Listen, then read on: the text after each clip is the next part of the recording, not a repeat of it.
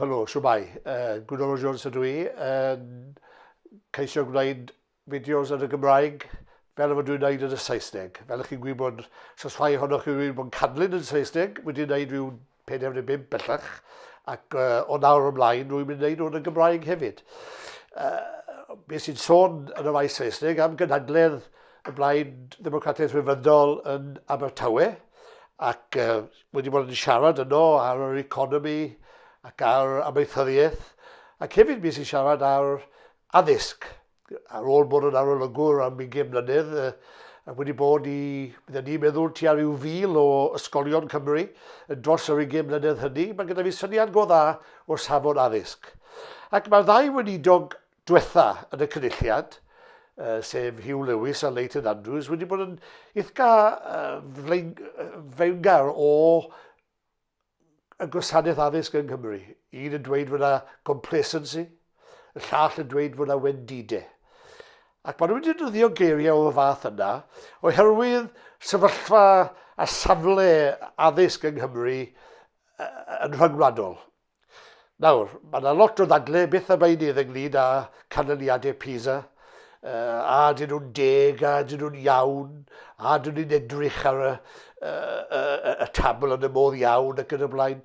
Ond ar waelod y dydd, ar diwedd y dydd, dyna ydy'r mesur rhyngwladol. Ac allan o ryw 60 a mwy o ysgolion, mae Cymru lawr tua canol y 40, 43, 44. Yr Alban, y Lloegr, rhywbeth fel 25, 26, hyd yn oed Gogledd Iwerddon yn perfformio'n well, meddai'r tablau yma, nac y dimni yma yn Cymru.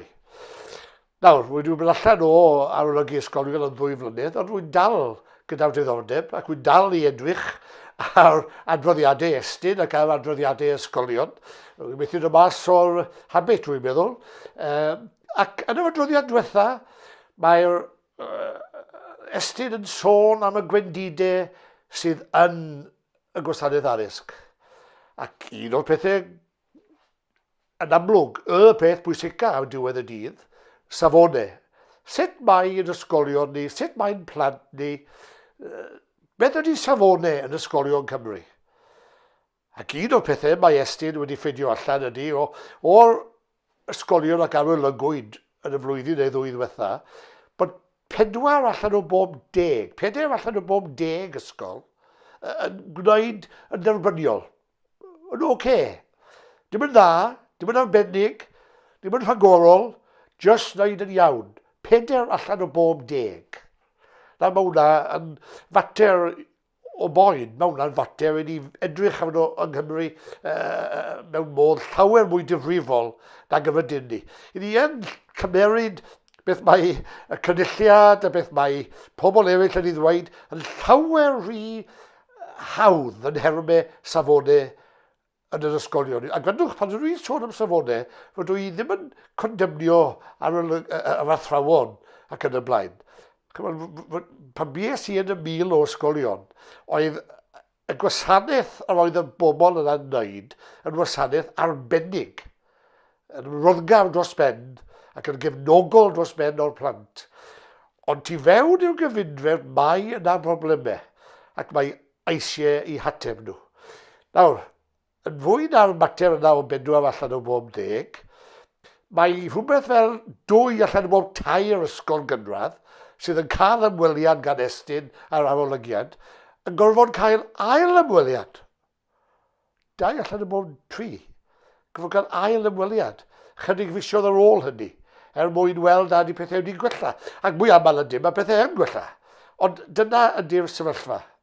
Problem arall ydy rhifedd, yn y cynradd ac yn arbennig yn yr uwchradd. Cymraeg fel ail iaith. Mae hwnna hefyd yn broblem. Yr un arall ydy diffyg yn hermau y gwasanaeth yn hermau yr abl a'r talentog. Nawr, rydw i'n sôn am bethau oedd yno pan wyddwn ni yn arolygu. Dydyn nhw ddim yn gwella. I'r graddau ddylasen nhw ac y ddigon cyflym. A'r peth mawr, wrth gwrs, ydy asesu. Yr asesiad mae'r athrawon yn wneud, o le mae'r plant yn ei safon, le ma nhw ar hyn o bryd. Nawr, pan bych chi'n arolygu ysgol, mae'r arolygwyr yn cael braslun o le mae y plant yn hermau i safonau a'i perfformiad. Asesiad yr ysgol ydy hynny.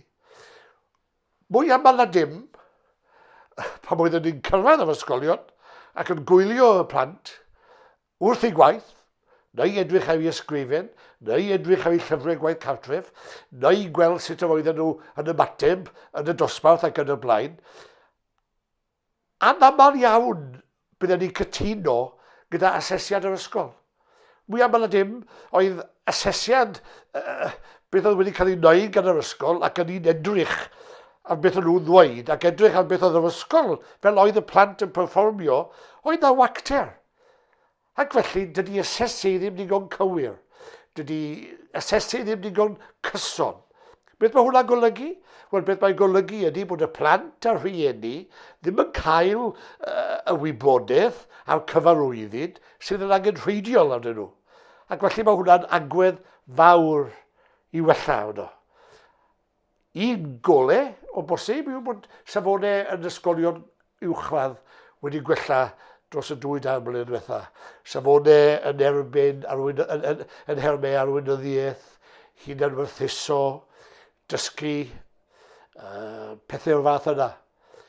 Ond hanner o'r ysgolion sydd yn y carafan yna, bod y welliant, mae Estyn yn dweud bod hanner o'r ysgolion ddim yn perfformio lan i'r hyn na lasau nhw.